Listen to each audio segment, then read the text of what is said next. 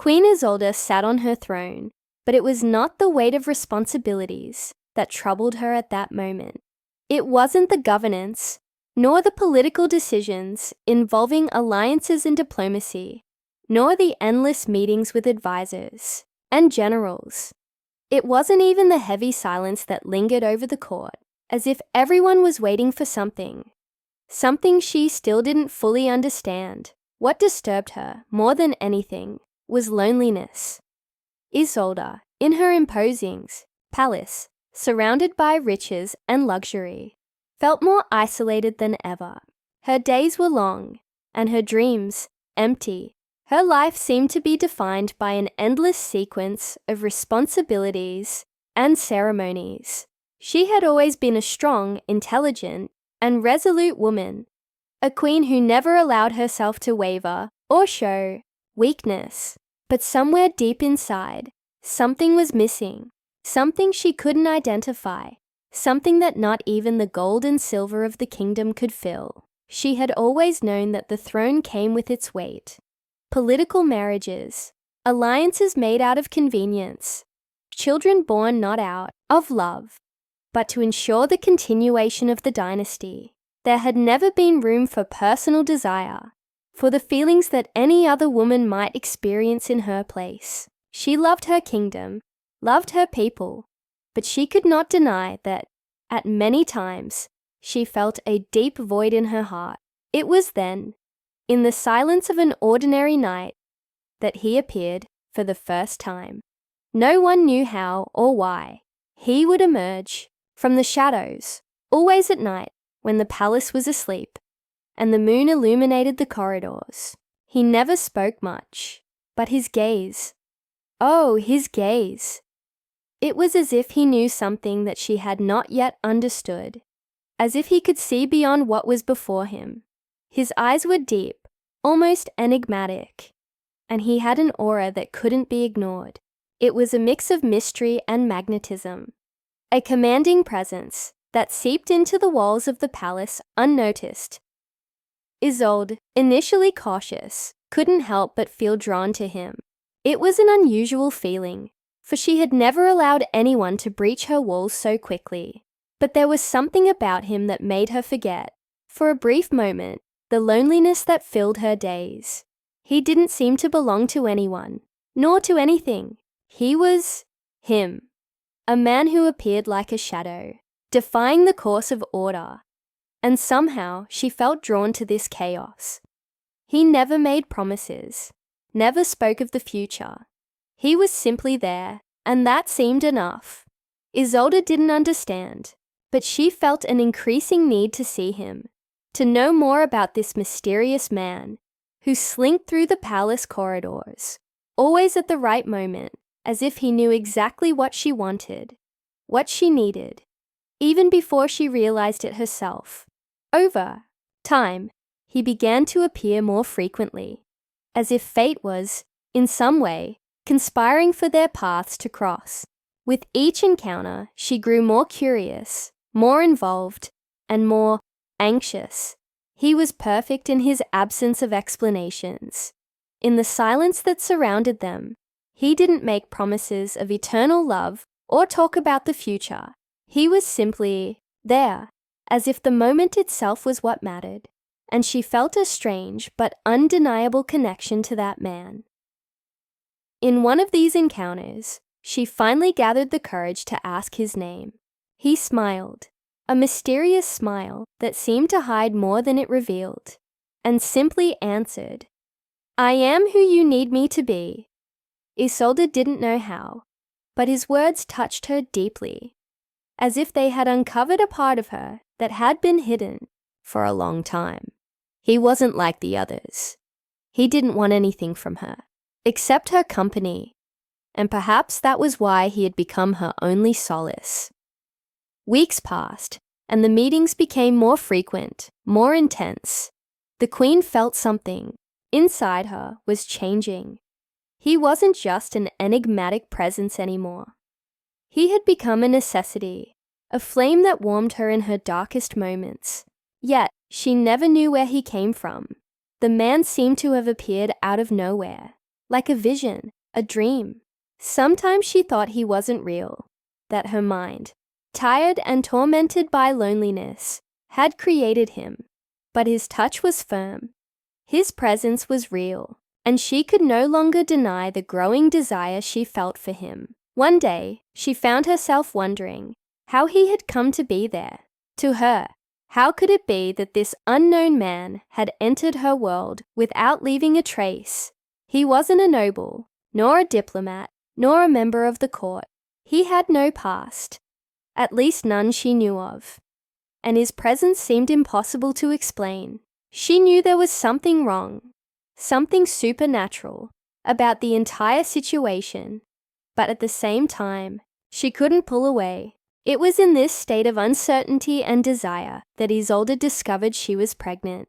The news, brought by a palace physician, arrived with a strange sense of fatality. How could she be pregnant? She never remembered a moment of intimacy with this man. And yet, there she was, carrying the fruit of a relationship she couldn't recall. The possibilities flashed through her mind, but the most persistent one was the simple him. The man who appeared in the shadows, the man who never explained his actions, but somehow had touched her in ways she couldn't understand. The baby grew inside her, and with it grew the mystery that surrounded it. The queen no longer knew what to do. The doubts consumed her. Who was the father of her child? What did this mean for her, for the kingdom, for the future she still couldn't see? But above all, what terrified her the most was what the man, with his strange and inexplicable presence, represented. What did he want from her? What did he want from the throne? And the most disturbing of all, who, after all, was he? Isolde was seated in her private hall, candles softly burning around her, casting dancing shadows on the walls. Her fingers slowly traced over the papers before her, but her mind was far from any decree or political dispute. The kingdom, with all its problems and tensions, seemed so distant now, as if she were trapped in a space that didn't belong to her. Solitude enveloped her like a fog, and her only thought was of the man who appeared in the shadows, the man who made her forget everything. Or perhaps it was he who made her remember herself in a way that no one else could. That night was quieter than usual. The distant sound of her servants' footsteps echoed through the palace, but everything seemed calm, as if even the palace itself was on pause, waiting for something. She didn't know what she was waiting for, but she felt that he would come. He always came, always at night, always when the castle was calmer. She no longer cared about what others thought or said. What was happening between them was something that transcended convention, and she no longer had the strength to fight it. Suddenly, the air in the room shifted. It was subtle, but Isolde noticed immediately. He was there. Her heart raced without warning, and she lifted her eyes, meeting his penetrating gaze.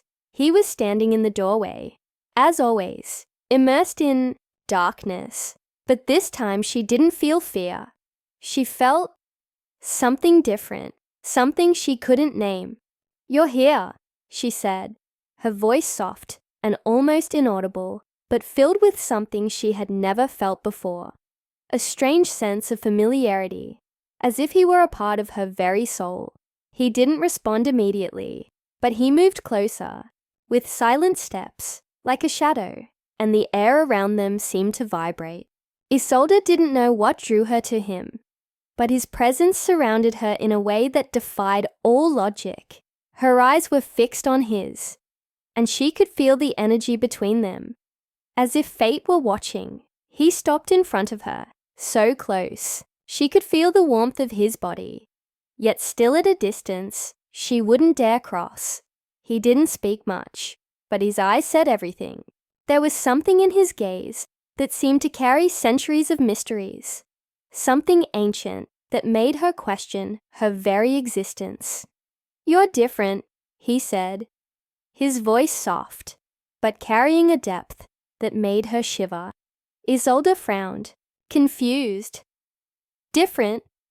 How? She didn't know what he meant, but there was something in his eyes that made her believe he knew something she still didn't understand. The weight of your doubt is consuming you, Queen. You question everything and everyone, but you forget to look at what is before you. His words echoed like a sound in the space between them. He wasn't speaking about the kingdom or her subjects. He was speaking of her, of Isolde, the woman, not the queen. He saw her in a way no one else seemed capable of. As if he knew, somehow, all the most intimate thoughts she kept hidden from herself. He saw beyond the mask she wore every day, and that, more than anything else, frightened her. Isolde began, but she suddenly felt unable to continue. What could she say to him? How could she explain the confusion that had seized her heart, her mind, her body? How could she speak of the emptiness she felt, an emptiness he seemed to be, filling in a way no one else ever could? You don't need words, he said, reading her thoughts. I am here. That is enough. His touch, when he first touched her, was almost like a gentle breeze. But as he drew closer, his touch grew more intense, more heated. She felt a shiver run down her spine. Not from fear, but from a need she never knew she had. He looked deeply into her eyes, as if reading her soul, and she felt vulnerable, yet not afraid. On the contrary, it seemed natural, as if it were something that should have happened a long time ago. You belong to me now, he murmured, and those words penetrated her mind, like a promise she didn't know whether to fear or embrace. Isolde swallowed hard. Her body trembled, not from cold, but from something deeper, more primal. There was something about his presence that unsettled her, as if the control she had over her life, over her reign, was being slowly stripped away. But at the same time, she didn't want to control. She no longer wanted to hide behind masks of authority and perfection. She wanted, more than anything, to understand what was happening, what he represented, because at that moment, she knew with terrifying clarity, he was not a mere illusion, a passing shadow. He was real, and he was here to stay. Who are you? The words escaped her lips like an urgent whisper. She needed to know. She needed to understand, even if what she discovered changed her forever. He smiled, but it was an enigmatic smile, laden with mystery. I am who you need me to be, Queen, and perhaps I have come to change everything. With that, he left her, disappearing into the shadows, the same way he had appeared. Isolde stood there, frozen, feeling his energy still pulsing in the air, her body marked by a sense of loss, and, at the same time, something greater drawing near. What would happen next? What had she just begun? But one thing was certain. Her life, and the future of the kingdom, would never be the same. The dawn was slowly approaching, painting the sky in golden and pink hues. But in the heart of the castle, where the walls curved in silence, Isolde could not rest. The heat of her room felt suffocating, the covers heavy on her body. But it was not the temperature that bothered her. It was him, the mysterious man. He was still in her mind, his words echoing within her like a spell. She tossed and turned, in bed, unable to sleep, her eyes fixed on the ceiling. Every breath felt heavy, every beat of her heart louder than the last. She knew something big was about to happen. But what? His touch, still fresh in her memory, burned on her skin. I am who you need me to be. The words seemed to dance in the shadows of her room, as if he were there, by her side, waiting to reveal more. Isolde turned her head, searching for some explanation, some sign that she was just imagining things. But there was nothing. No shadow, no trace of him. Just the echo of her own slow, steady breath. But something inside her told her he was near, and that there was no going back. The queen rose from the bed, her feet touching the cold floor, and walked toward the window. The rising sun was beginning to shine through the heavy curtains, illuminating the vast royal garden beyond the castle. Walls, the golden glow seemed almost supernatural, as if announcing the arrival of something big, something she could no longer ignore. She knew this was not just another day. It was the day she would finally face the truth. With a deep sigh, Isolde, dressed hurriedly, her hands swift, as she placed the adornments of her crown and adjusted her cloak. She could not afford to hesitate, not anymore. She quickly descended the castle halls, her steps fast and decisive. When she reached the council chamber, she found the ministers already gathered, discussing the kingdom's issues. But she could not focus on their words now. The only thought occupying her mind was the man who had marked her in a way no one else could. Queen Isolde, the head advisor, greeted her, his voice sharp. "We must discuss the border issues with neighboring kingdoms. Tensions are rising." She did not respond immediately. Her eyes were fixed on the windows, where the golden light of the sun was beginning to fill the hall. A sense of foreboding surrounded her, and she felt that destiny was about to take a radical turn. She turned to him, finally finding her voice. "I need more information about the movements on the borders, but there is something more urgent we must address, something we can no longer ignore." The advisors looked at her with surprise, but she already knew their eyes were fixed on a fate beyond political boundaries. She knew the real issue was in her heart, not in letters or alliances. "What do you mean, my queen?" the advisor asked, but the answer was not something she could simply state there, with everyone else listening. Not yet. She took a step forward, her posture firmer. "Where is the priest?" She did not know if he would have answers, but one thing she knew clearly. If anyone could help her understand what was happening, it was him. Minutes later, she was walking down a narrow corridor, heading toward the priest's room. Her mind was buzzing with questions, but one answer seemed to escape every time she tried to grasp it. How could she explain what was happening inside her? How could she speak of the man without truly knowing who he was? She barely knew what he was, but his power was starting to infiltrate her in a way she could no longer ignore. When she reached the priest's door, there was no time for more thoughts. The door opened before her, and he was there. The priest, with his impassive face and penetrating eyes, waited for her with a disconcerting calm. He knew she was coming, knew her doubt had reached its limit. "Queen Isolde," he said, his voice low and deep. "I know why you're here." She approached him without hesitation, without any introductory words. "What is happening to me?"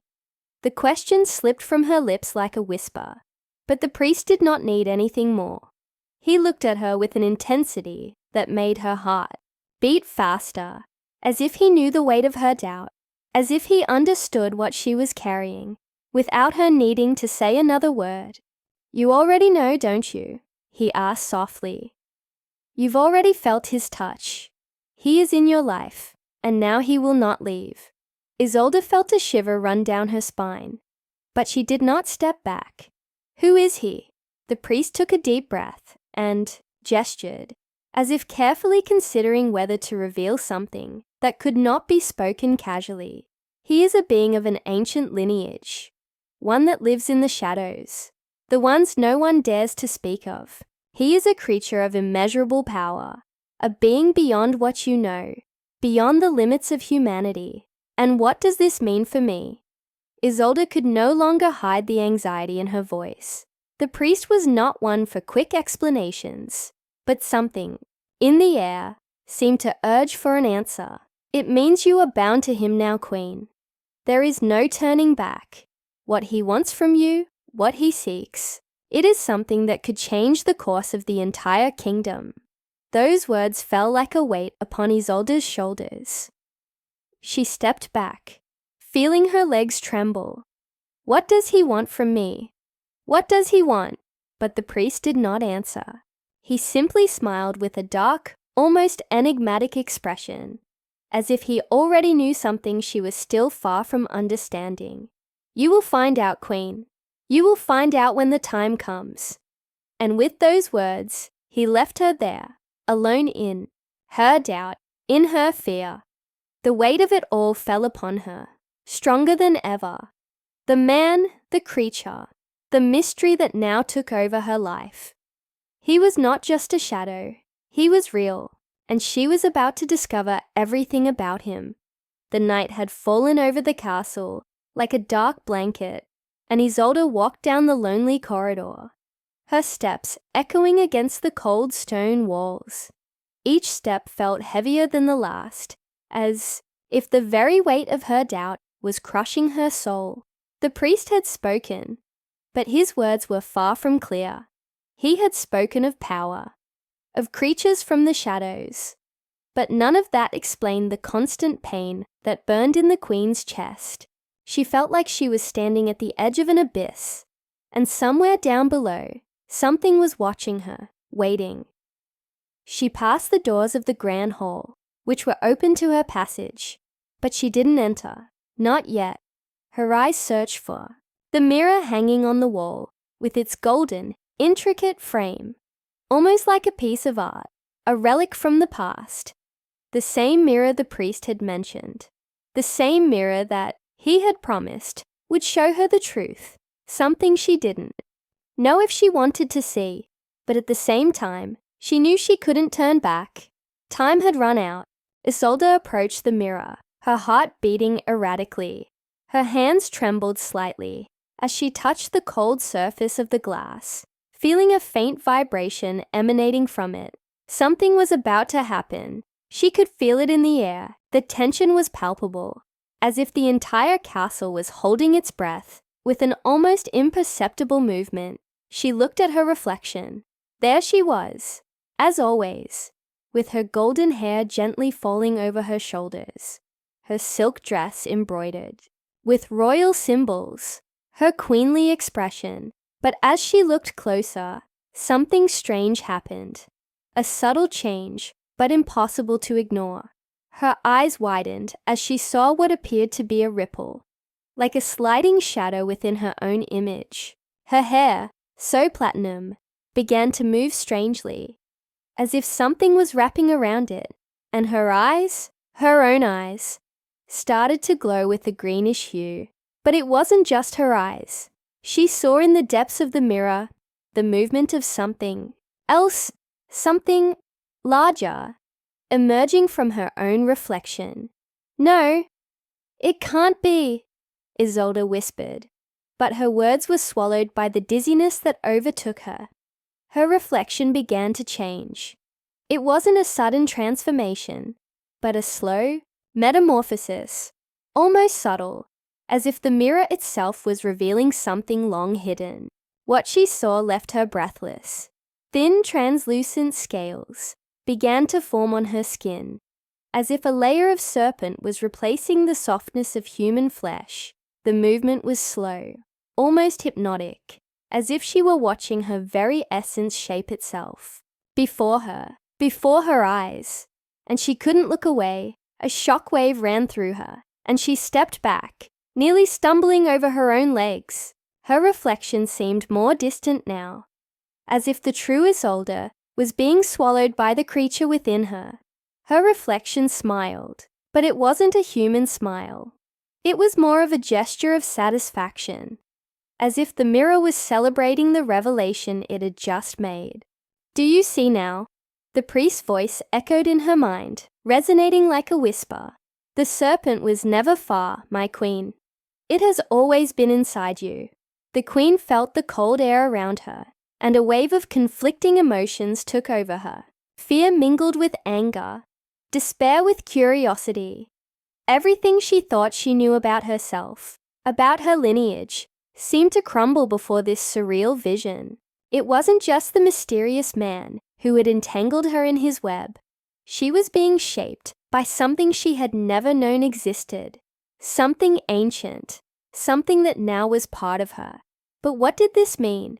She closed her eyes for a moment, trying to catch her breath. When she opened them again, the reflection in the mirror had returned to normal. The scales were gone. Her eyes returned to their usual color, but she knew it wasn't just an illusion. The transformation was real, and the scars of this new knowledge were deeply engraved within her. With trembling hands, she stepped away from the mirror, unable to look once more. She couldn't stay there, alone, in front of this truth. But where could she go? The castle seemed so vast, so empty now, as if all the corridors were void of any comfort.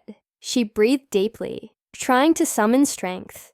And that's when she heard footsteps behind her, a familiar sound. Someone was approaching. She turned quickly and found the priest's eyes watching her with a chilling calm. His expression was serene, as if he already knew everything, as if this transformation was just another piece of a grand game he was orchestrating. "You can't escape this, Queen," he said, his voice soft, but carrying an authority that cut through the air like a sharp blade. "No matter how hard you try." What you saw in the mirror was no mistake. The serpent is inside you now, and there's no turning back. Isolde looked at him, her eyes flashing with a mixture of anger and confusion. "What do you want from me?" The question came out harsher than she intended, but she could no longer hide her frustration. He knew more than he was saying, and she could feel it. She knew he was using knowledge of something beyond her comprehension. "I want you to accept the truth, my queen," he replied with a faint smile. "Accept who you really are, because in the end, you have no choice." Isolde moved away from him, her fists clenched at her sides. "You don't know anything about what I'm capable of," she murmured. Anger consumed her, but there was something else there, something stronger. The need to control what was happening, to not be just a puppet in this game. But deep down, she knew she could no longer deny it. The serpent was inside her, and she could no longer escape this truth. The priest then took a step back, disappearing into the shadows of the corridor. And for a moment, Isolde stood alone, only with the reverberation of his words. She had looked into the truth in the mirror, but the truth was not something she could understand immediately. She knew, however, that now there was no turning back. What would she do from here? What did the serpent inside her mean for the future of her kingdom? Those answers were still far from being revealed. Isolde could hardly believe what was happening. The revelation in the mirror still danced in her mind, like a shadow cast on a wall. The serpent, the force that had infiltrated her life and her very being, was now more than a distant entity. It was part of who she had become. She knew at that moment that the truth was within her grasp, and the priesthood knew it too. But that didn't make her feel any more prepared for the decision she had to make. The priest, that mysterious man with his penetrating gaze, was always lurking, his words always weighing more than his actions. There was no escape. Isolde felt the pressure building in her mind, her head pounding as if the answer was right there in front of her. But what would she do now? How could she deal with this inescapable truth that clung to her with invisible claws? And, to complicate things further, the child she carried. She knew time was running out, the pregnancy was progressing, and the kingdom had begun to whisper, their curious eyes turning toward her. But what would she say when they asked about the child's father? What father? No one knew the truth but her. The man with his enigmatic appearance and unsettling presence, was still on her mind. It was then that the figure of the priest reappeared. Silent as always, the man seemed to have emerged from the shadows, but his gaze remained fixed on her. "Are you ready, Queen?"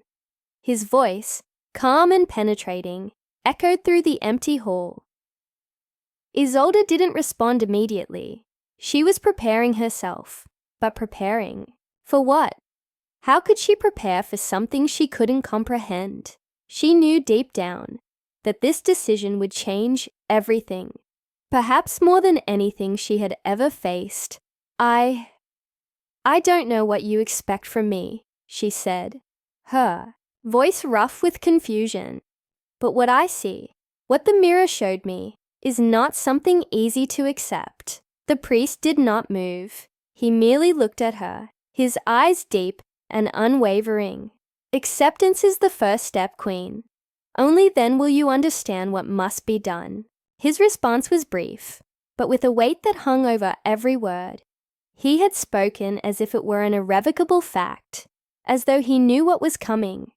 With a subtle gesture, he stepped forward and pulled an object from beneath his cloak, an ancient book, its pages yellowed and its cover worn.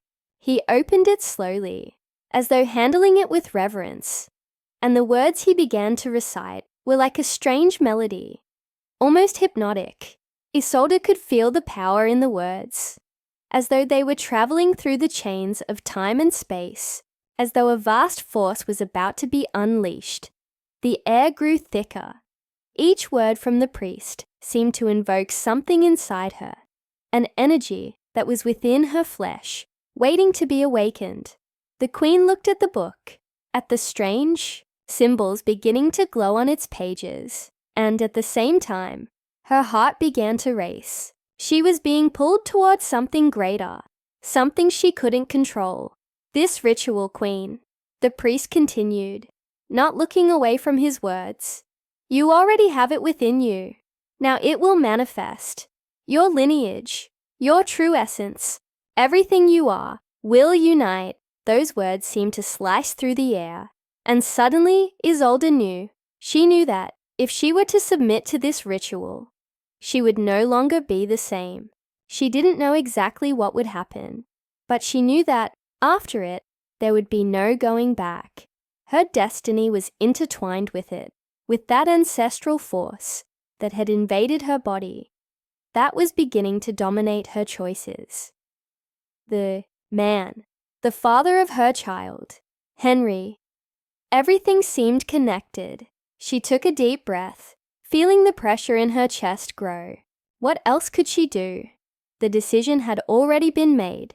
She would have to face this, not with fear, but with the strength that had always guided her. The Queen in her heart had always known that no choice came without sacrifice. This would be the greatest of them all. I am ready, she said, and the certainty in her voice made the priest smile faintly. It was not a smile of pleasure, but one of recognition, as if he knew that finally she had understood the weight of her decision. Without another word, the priest stepped forward, and they both made their way to the ancient altar, covered with candles and esoteric symbols. Isolde felt the tension in the air, a growing heat that seemed to envelop her skin and penetrate her bones. Time seemed to stand still. The priest placed his hand on Isolde's head, his fingers touching her skin as if marking her, preparing her for what was to come. She closed her eyes, allowing herself to sink into the silence. Her mind was filled with images, faces, memories, and then an uncontrollable sensation overtook her, as if the force of the ritual began to flow through her veins, expanding her heart, her thoughts, her body. Something was awakening inside her. Henry, the man she had met, who was so mysterious, approached the Queen, now in his human form, but with a touch of another essence. He seemed almost spectral, a figure that didn't fully belong to that place. And, as he came closer, Isolde felt that her destiny, the kingdoms, and the child she carried were all coming together into something far greater than she could ever imagine. The priest finished his ceremony with a final word, and a golden light surrounded the Queen's body. In her heart, she felt the union between humanity and the serpent. The transformation had already begun. The ritual was complete, and with it, the queen knew that nothing would ever be the same. The morning light entered through the palace windows, filtered through heavy red curtains that swayed gently with the breeze. Isolde sat on the bed, her body tired and sore, but strangely, her mind felt more alert than ever. The weight of the transformation was still fresh on her body, and although the events of the previous night seemed distant, they were, in fact, more vivid in her mind than anything else. The ceremony with the priest, the ritual, all of it now seemed like an eternity, a memory wrapped in mist. But something inside her had changed. Something that couldn't be ignored. Her body now carried not only the life of a child, but also an energy she couldn't fully understand. She felt the echoes of the serpent within her, as if it was always there, always watching. Henry had stayed close during the ritual. He was no longer the man he had been. There was something in his aura, a tension, a deep mystery surrounding him, more than ever. Isolde still didn't know exactly how he fit into this story. But one thing was certain. He was now part of her life. There was no turning him away. When the baby was near to being born, the queen felt a strange calm, as if she were on the verge of something much greater than she had imagined. Time seemed to stretch, as though the child inside her knew the moment was approaching. The pain of the contractions came abruptly, intensely, like a snake's caress on her skin. And with each deep breath Isolde took, she felt the presence of something more within her. It wasn't just the birth of a child, but the birth of a new era. Henry was by her side, his cold hands on her skin, but his gaze, that gaze, spoke more than words could express. He supported her, but there was a distance in his heart. Something between them was unresolved, and she knew the real revelation was about to unfold. Something big, something they couldn't control. The birth, like the child that was coming, was carefully guarded by fate. The process was long. The pain, like a wave, took over her and released her in intervals. Each groan of pain sounded like a strange melody. Each movement a dance of mystery, and when the baby finally began to emerge, Isolde felt an inexplicable relief, as if her life was splitting into two parts, the woman she had been and the woman she would become. With one final push, the baby came into the world, its skin damp and glowing under the golden morning light. Isolde looked at the small being in her arms, her son, and in that moment, she knew he wasn't just a baby. He was a key. He was the intersection between two realities, two essences. His breathing was calm and strong, and the eyes that opened soon after looked at the world with an intensity she never imagined possible for a newborn. Henry approached slowly, his eyes fixed on the child. Isolde watched him, waiting for a reaction, but he was immersed in something else, something incomprehensible. He looked at their son, little Aaron, and said in a low, almost reverent voice, "He has the eyes of a god." Those words echoed in Isolde's mind, although she didn't know exactly what he meant. But at that moment, she didn't question it. She couldn't. She looked at Aaron, the child born of something greater than she could understand, and felt a wave of pride. He was perfect. He was at once human and something more, something she couldn't yet identify, something she feared, but also desired. The birth was finally concluded with the help of the nurses and maids, who silently observed the moment with an almost unsettling reverence. They knew, just as she did, that what was happening here wasn't a simple birth. It was the beginning of a new dynasty, one that had something different, something uncommon about it. And as much as the Queen tried to understand it, She felt that the child now in her arms could very well be the most powerful of them all. When she finally allowed herself to look into the baby's eyes, Aaron looked back with an unsettling calm. His eyes were deep, dark like the abyss. And for a moment, Isolde had the feeling that the baby was seeing something she couldn't. It was as if he were looking at the world with a wisdom that surpassed his age. "He's more than just a simple prince, isn't he?" Isolde asked, her voice almost a whisper, the weight of her words absorbed by the gravity of the situation. Henry, still seeming to be in a trance, finally pulled back a little. He looked at Isolde, and for the first time, she saw a mix of concern and adoration on his face. He was torn. The tension between the love he felt for her and the shadows of his own being becoming more evident. "Yes, he is," Henry replied, his voice low. He has the power to change everything, Queen. He is the beginning of something we cannot control. You know this. I know this." Isolde didn't know what to think. He spoke with a certainty that made her shiver. But at the same time, she couldn't deny the truth that was right before her eyes. Aaron was not like any other child in the kingdom. He wouldn't be just another heir to the throne. He was something new, something no one could have predicted. And even knowing this, Isolde found herself incapable of feeling fear. Not in that moment. She looked at her son, little Aaron, and a wave of love so deep and unconditional overtook her that she could no longer doubt.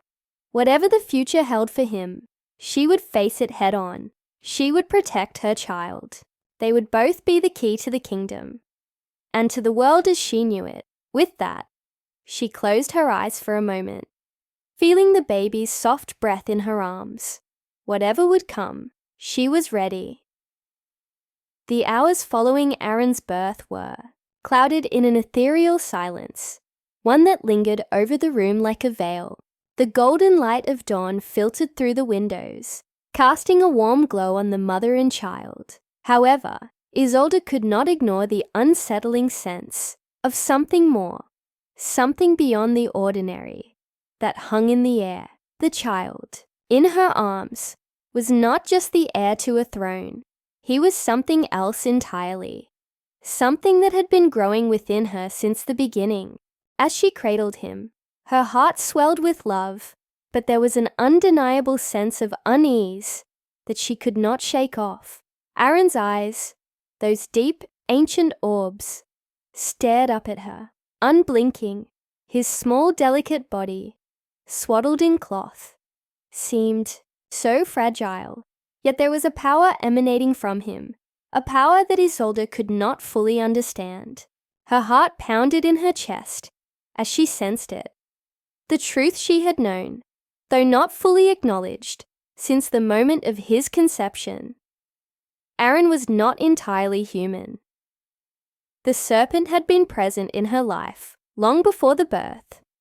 It had lingered in the shadows, watching, waiting, and now Isolde knew that the creature that had coiled around her thoughts during the ritual had not only left an imprint on her soul, but had found its way into the very fabric of her child's being. Isolde gently ran her fingers over the child's face, tracing the smooth curve of his cheek, the delicate shape of his lips. But when she pulled back the blanket, her breath caught in her throat. Aaron's skin, though soft, had an almost uncanny texture. It was smooth, yes, but there was something more. A faint shimmer, a subtle glimmer that caught the light in a way that human skin never could. His body was warm to the touch, but there was an underlying coolness to his form, as though the blood flowing through his veins was not quite like her own. And then, as if on cue, his small, delicate fingers twitched. But instead of the soft grasp of a newborn, there was a flicker of something else in his movements. Something more serpentine, as though he were testing the air around him with the flick of a tongue. The sensation made Isolde shiver.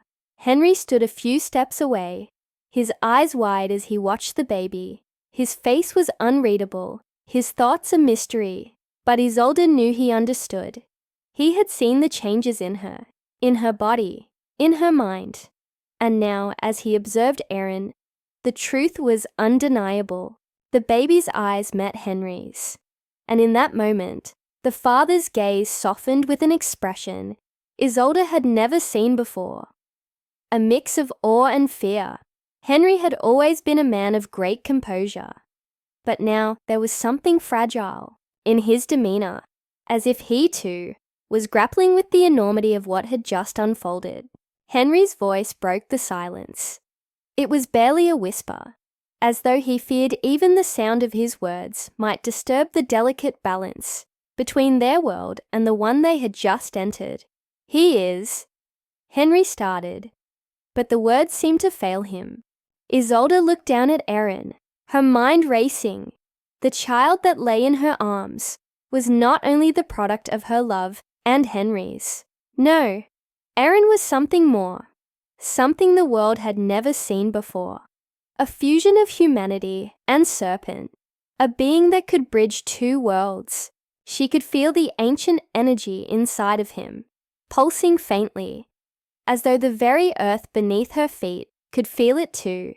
It was not a curse, but a gift that would change everything. "I know," Isolde replied quietly, her voice steady despite the whirlwind of emotions inside her. "He is both, Henry, both human and serpent. This child is not like any other." Henry took a step closer, his eyes still fixed on Aaron, and for a long moment neither spoke. The realization settled heavily between them.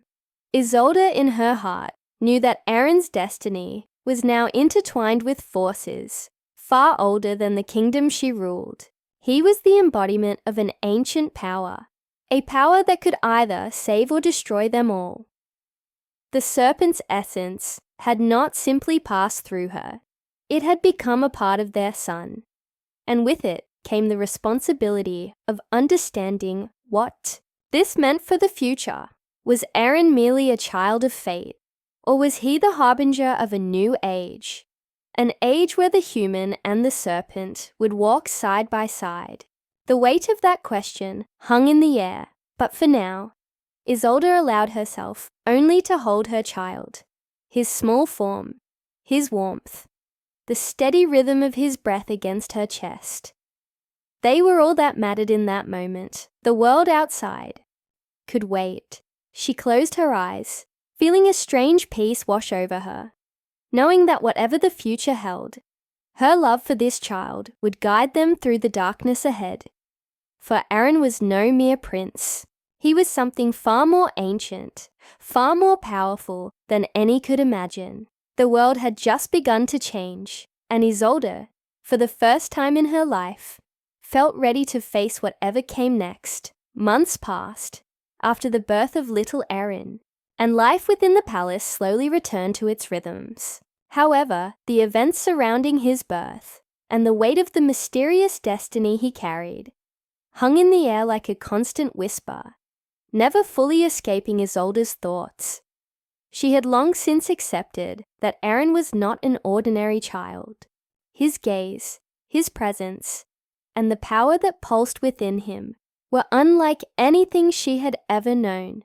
But the queen, ever resilient, was also beginning to feel the stirrings of a new life within her once again. A second child, she discovered, was growing in her womb, and this time, her body carried a promise of something different, something that both intrigued and frightened her.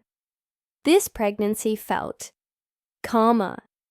The strange, almost otherworldly energy that had marked Aaron's conception and birth was absent, and for a time, Isolde allowed herself to believe that perhaps this child would be normal. She kept her hopes tempered though, understanding that the forces at play within her life were unpredictable. She did not dare assume anything. As the months wore on, her belly swelled once again. But this time, Isolde noticed a sense of serenity that filled her heart when she thought about the coming birth. The tensions of the past seemed to fade into the background, as if the world had momentarily paused its relentless forward march. Still, beneath the surface of her calmness, a question lingered.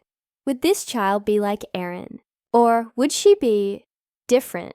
The day of the birth arrived quietly, almost as if it had been waiting patiently for its time. The palace buzzed with anticipation, yet there was an air of stillness to it. The queen had prepared herself for what was to come, but deep inside, she held a breath, unsure of what the outcome would be. Henry remained distant, his usual intensity and focus replaced by a quiet, watchful presence. In the birthing room, surrounded by trusted attendants, Isolde's mind raced with thoughts. She couldn't shake the feeling that this child was destined for something extraordinary, but at the same time, she hoped for a different path. A child who would live and grow like any other, free of the strange burdens that Erin had carried since the day of his birth. The labor was not long, and soon, with a final deep breath, the queen brought her second child into the world. As the baby cried, Isolde's heart surged with relief, and she looked down at the little girl in her arms. She was human, no strange aura, no mysterious energy surrounding her. She was simply a child, fragile and perfect, her tiny hands grasping at the air. Isolde felt a rush of love and protection overwhelm her as she gazed at the infant. This child, her second daughter, was everything she had hoped for. Henry approached quietly, his eyes on the baby with a gaze that was impossible to read. Isolde's heart gave a nervous flutter. What would he say? Would he see something beyond what was visible? Would he sense something that only he could feel? He stood there for a long moment, his silence heavy. Finally he spoke. "She is like you," he said, his voice soft, almost in awe. Isolde looked at him, searching his face for meaning.